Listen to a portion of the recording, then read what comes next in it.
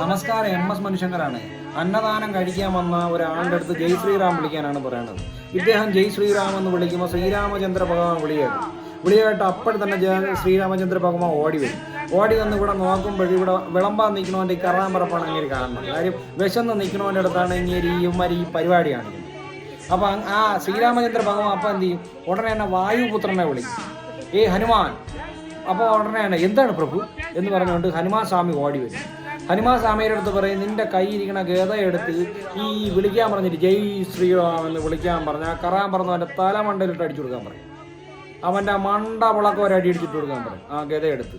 കാര്യം ശ്രീരാമചന്ദ്ര ഭഗവാൻ പറയും, ഈ നാടിയെന്ന് അടിച്ച് എൻ്റെ കയ്യിൽ നിന്ന് അടിക്കാൻ വയ്യ. അപ്പോൾ കയറ്റി കൊടുക്കാൻ പറയും.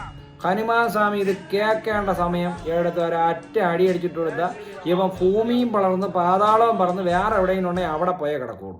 വിശന്ന് നിൽക്കണവൻ്റെ അടുത്ത് വന്ന് നാടമ്പരം കാണിക്കാൻ പോകില്ലേ. ഇതൊക്കെ ഏവൻ കാണിച്ചാലും നമ്മൾ പറയും.